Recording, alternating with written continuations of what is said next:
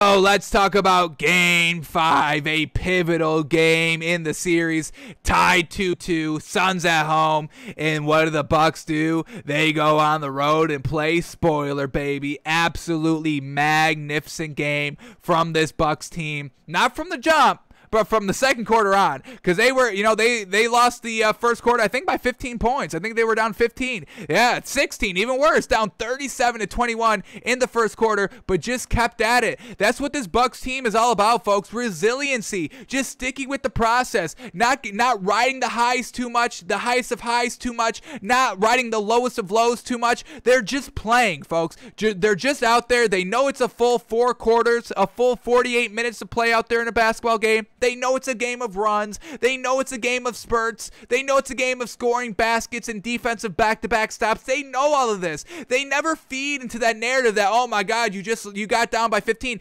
Everybody on Twitter after the first quarter was saying that they were turning off the game. Real lame to say. It's a game of runs, folks. We all know this in the NBA. And the Bucks especially know that. Folks, every time we hear from Giannis, it's all humble as heck. It's all about, I'm just going to go out there and play. So he dunks on me. So I'm posterized. So I missed back-to-back free throws. I don't care. I don't care. I'm still going to play. I'm going to go get mine. And then what did he do at the end of the game? Lob City dunked that really kind of sealed the deal. So yeah, he misses a couple of free throws. He will get it done. He will always step up in the biggest of big games, down late when it's a tie game or down 1, down 2, close game, tied game, up 1, up 2. He will go and seal the deal defensively, offensively. That's why we love this Bucks team. Giannis, baby. Giannis. Down 16 in the first quarter, and then they go out and win by 4. Love that by this Bucks team. Down, well, they swept the Heat, so that wasn't anything bad. But then, they go and have to face the Nets, and they lose the first 2 games. They're down 0-2 going into home. And then, they find themselves in Game 7 on the road, and they step up. They find themselves down 0-1 at home against the Hawks. Unfortunate. And what do? They power their way back. They go and get it done in 6 games. They are used to this, folks. And they always use that advantage. They always use that to their advantage when they go out and face, some of these teams that, ride the highs of highs. Chris Paul, a great game 1, a good game 2, and then really falling off game 3. And then he kind of, buys into that he's falling off in game 4. And then he had a good game 5. Just unfortunately, one mistake by him, one mistake by Devin Booker, and that's your 2 all-star, superstars on your team. Floundering at the end of the games, making kind of, nonsensical mistakes to really just kind of lose the game. Giannis doesn't do that. He'll miss a free throw, but they'll get the offensive rebound, just because he misses it so bad. And they've got a lot more height, a lot more beef than the Suns team, so he can miss it. And then he'll make up for it with a slam dunk poster over Chris Paul. So, before we get into the stats, should we go stats? I kind of want to watch a couple of plays here. Really just kind of the final about 3 minutes of the game. Just because it was so back and forth, and there was clutchness on the Suns, there was clutchness on the Bucks, and there was big old flounders by the Suns team. So I just kind of want to go over it because it was a real close game. Not a close game. The Bucks did kind of lose the lead a little bit. What was their biggest lead up to this point? About 10. Was it about 10? 12-ish? 113-105? Was that kind of 114-107? That's less than 12. So, yeah. No, that's 8. So, yeah, I mean, the biggest lead in the fourth quarter was about 10. Any more than 10? Yeah, about 10. So, the score, 110-100. Let's get that up. What was that? 110-100. With about 7 minutes left in the game. And then the Suns brought it down to 117-107. So once again, another 10-point lead with 3:25, and that's where the Suns really started to come back a little bit and put the pressure on the Bucks. So let's start watching a little bit of some of this. So let's start here. Chris Paul Makes a huge shot here. They are down 10 points with 3:19. And, everybody had a real great game in this game, folks. This was a real great game 5. Everybody, the superstars at their peak. It's just the Suns made 2 bonehead mistakes late in the game, with less than a minute left. And the Bucks will always take advantage of that because they're used to battling back. They're used to kind of, making mistakes in the early game, cleaning up, and kind of playing, do I dare say, flawless basketball in the fourth quarter? I think so. So here we go. Chris Paul hitting a huge 3. Bucks up 117-107 with 3 minutes 19 seconds left. And Chris Paul just takes it. Pull up 3, cash out, CP3. Yes, sir. Makes it a 7-point game. An absolutely huge shot by Chris Paul right there. Then we get a turnover by PJ Tucker. Middleton fouls. We don't need to see this. Middleton fouls. Hang on, let's go back here.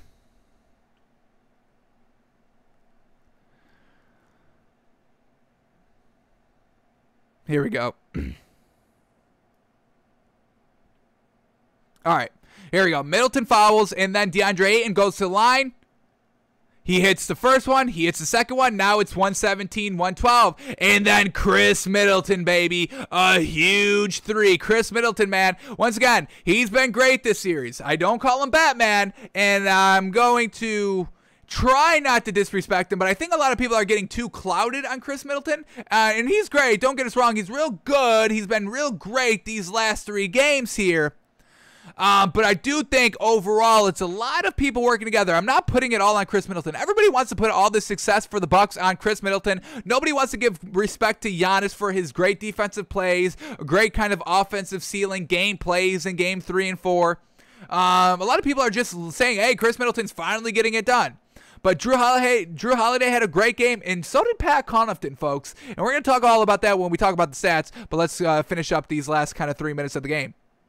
So now, Bucks up only 5 now, and Chris Middleton goes, and he's going to hit a huge basket right here. A little step back, 3-point over McCall Bridges, baby. Chris Middleton stepping up huge, making the game from a 5-point lead to an 8-point lead. Absolutely fantastic. Then we get Devin Booker, the superstar for the Suns, trying to kind of, keep the game close, keep the Suns in it. He goes, drives on Giannis, able to get a nice scoop layup, and once again, cut the lead down to 6 points. 2-possession game if they make both threes. Then we get Chris Middleton missing a layup. This is what we're talking about with Chris Middleton. It's always 50-50 in the late game scenarios. He hits a big 3. He's a hero. Then he misses this, and nobody wants to talk about it. Overall, he's consistently inconsistent, folks. Yes, he hits some big shots, but he also kind of flounders a little bit. We just talked about this one in depth in game 4 when he had the chance to really ice the game. They were already up 2. This would have put him up 4 points. He had a chance to make a mid-range. He misses it. They get the offensive rebound, give it right back to him, and he misses another one. And then it comes to Giannis to make the defensive play, and then which translates to the 3-on-1 fast break for Chris Middleton to score. So I'm all for giving Chris Middleton his props and his dues, but I think the media and Twitter are going a little bit overboard on what Chris Middleton is truly doing for the squad. It's real good. Don't get me wrong. I'm not knocking him. I'm just not giving him all the credit that the media and Twitter are giving him. I'm knocking it down about 30 credit points. If we're talking about 100 credit points, I'm knocking it down maybe 20, 30 points. All right, but here we go. This is Chris Middleton now. Up 6. Booker just put the pressure on you to score, and he drives into the lane and just loses the ball. Really just loses the ball. Unfortunate. All right, then we get Devin Booker going, and he gets blocked. Or did he do the blocking? They gave him the block for that Chris Middleton. Okay. All right. And then they get the ball back. They say the ball went off Devin Booker. And then Chris Middleton gets the ball back again. This time he tries to hit a jumper over Devin Booker and misses it. So once again, we get Chris Middleton trying to really put away the game. Misses 2 opportunities, folks. We have to, hold this. You can't just take the good and only focus on the good. You have to take the good with the bad and do an overall kind of, overall judgment. Yes, Chris Middleton was good. Yes, he was hitting some clutch key shots in the final 3 minutes, but as it got closer to that final buzzer to try to truly put away the game, he also floundered in some big opportunities, leaving the door open for the Suns down 6 with a minute and 39 seconds left in the game to try and win the game or get, cut the lead down even more. So Chris Middleton misses another jumper. Then we get Devin Booker, baby. A huge shot by him. Huge 3-point shot. This one's crazy. Just kind of, twisting his body in midair, sizing up the basket, hitting it over Drew Holiday. Now it's a 3-point game because Chris Middleton drove to the bucket, lost it, tried to hit a long 2. His foot was on the line. Real bad shot to take. Not even a 3. And he misses it as well, leaving the door open for a superstar in Devin Booker to now make it a 3-point game. What else is next here? All right. Then we get Giannis going to the free throw line. Unfortunate. Misses both of them. Once again, truly unfortunate by Giannis, missing both free throws. And then we get Chris Paul. After they grab this board on the second missed free throw, Chris Paul down 3. He's like, Devin Booker just hit a big shot. Well, I'm about to hit a big shot too. Drives right past Pat Connaughton and puts it up. And now it's a 1-point game. Giannis missing free throws. Chris Middleton missing mid-range jumpers. Not great. 1-point game. All right, who takes the next shot for the Bucks? It's Drew Holiday who flounders here. He misses. Up 1 with 35 seconds left. Drew Holiday tries to do a little bit of a mid-range floater, and it doesn't go, and the Suns get the board. Suns get the board. Oh, boy, they have a chance to take the lead here. But what happens? Devin Booker is going to turn the ball over. Once again, I mean, this is the play that really just seals it right here. Who lost the ball? It was who lost the ball in Game 4? Chris Paul loses it. Giannis throws it ahead, causes a turnover. They're able to kind of go on the 3-on-1 fast break and end the game there. This time in Game 5, Devin Booker loses the ball here, just trying to do too much on this play. They're down 1. Devin Booker against PJ Tucker gets into the paint, and he tries to go for a better shot. He should have just taken the mid-range jumper, but he tried to get into the paint a little bit. Take the shot right there. You had him slipping. You had PJ Tucker slipping. But then he tries to get greedy and go into the paint for a better shot. You can hit the mid-range. In game, what was it, 3 when they lost? Or was it game 4 where he shot like 60% on 41 points? They all came from mid-range jumpers. 0 of 3 from the 3. Take that mid-range jumper down 1. That's your shot. But he tries to go down into the paint. And then, it's clogged right there. Drew Holiday, once again, another great defensive play by him to steal the ball away from Devin Booker. And then it's a fast break, and what does he do? Giannis wants to call game. Giannis wants to make up for his 2 missed free throws and ice the game. He calls for the lob. Oh my goodness, Drew Holiday throws it perfectly, and Giannis with the lob dunk on Chris Paul. And this is where we get Chris Paul really doing his bonehead play. So this is Devin Booker's bonehead play of trying to do another extra step inside the paint when you're going into Giannis. Why are you going into Giannis? 7-foot big wingspan. Take the smaller PJ Tucker. You just bodied him right there. Take the little bit of a fadeaway jumper right there at the free throw line. That's exactly your shot. Great. That's a great high percentage shot to take in this situation. So Devin Booker just tries to do too much, gets trapped, loses the ball. That's his bonehead play. And then Chris Paul fouling Giannis on the dunk attempt. It goes down. It's an and 1, and now it's a 3-point game, with Giannis going to the free throw line to try to make it a 4-point game, 2 possession. But Giannis misses it, but they get the defensive rebound, or the offensive rebound, folks. How do you let this happen? You needed this. It's a 3-point game, 1 possession game with 13 seconds left. You can take that kind of game-time 3, go into overtime. But You let them get the rebound, and then it's game over at that point. Look at this. Giannis misses it badly right off the front of the rim, and then Drew Holiday crashes the boards to help tip it back out, to help put pressure on it. I mean, look at Drew Holiday, folks. Can we talk about Drew Holiday pushing Devin Booker all the way down inside, making Devin Booker take a bad tip at the ball so the Bucks can get it? That's hard. What did Chris Middleton do? Chris Middleton just stayed back, which he should have done. That was good by him. I'll give Chris Middleton that. He was able to kind of get the back tap, but it was all kind of, once again, Chris Middleton getting the credit by everybody else setting up the play. Giannis missing the free throw. I'm sure that was not intentional, but hey, he still missed it good enough so they could try to get the board. And then Drew Holiday crashing the board to force Devin Booker to take a bad tip out. And then Chris Middleton just being at the right place at the right time. Just somehow the credit falling into his lap. A little bit. So Chris Paul makes the foul, which turns into Chris Middleton getting this rebound. And then what does Chris Middleton do? He splits the free throws.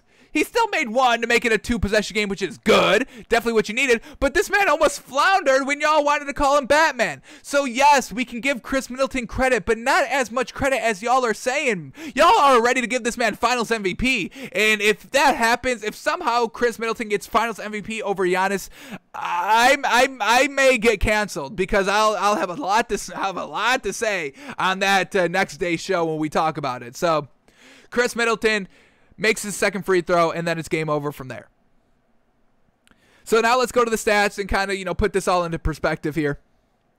Not taking anything away from Chris Middleton, folks. I'm truly not. I'm just saying he doesn't deserve as much credit as everybody else is kind of giving him. I think it's a little irresponsible. It's a little irresponsible to give Chris Middleton all this credit, folks. He's good. He's been great this final series. He's been getting better and more consistent as the playoffs go on. I will give you that. But he's not number one on this Bucks team, and I kind of want to say he's not even number two. That's a little disrespectful, but it's something I'm entertaining. Giannis 1, Drew Holiday 2, Chris Middleton 3.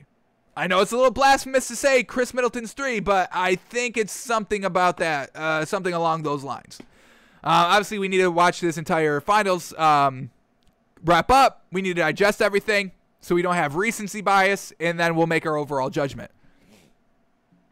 But let's talk about this Bucks team now. And honestly, just in Game 5, Chris Middleton was number 4. He was number 4, folks, on this Bucks team. 4th credit on who really won this game. I'm giving Chris Middleton 4th. Sorry. And we'll talk about it right here. So here we go, the Bucks. Drew Holiday, let's start with him. Great night, great freaking night. 4-point win. And he was a plus 14 on the floor. Absolutely fantastic defense. We saw him with the key steal on Devin Booker, which leads to the great pass. I mean, can we talk about that pass? High pressure. If he just threw that ball out of bounds, I mean, Suns probably win that game just because there's no more. All the momentum went back to the Suns. Be like, damn, that man just threw the ball out of bounds, trying to do a lob, trying to stunt on us, trying to dunk on us. You trying to put an exclamation point on this game, and you threw the ball away. Pressure, momentum goes to the Suns, and it's pretty much game over at that point, in my opinion. So Drew Holiday, an absolutely great game. 27 points, 13 assists, 3 steals. I mean, folks, leading the category, leading all these categories. Assists, steals, blocks, 1 block. Fantastic. And he only had 2 turnovers on 13 assists. I mean, those are Chris Paul numbers, no? We all loved Chris Paul for going 27-13 and only 2 turnovers. Yes?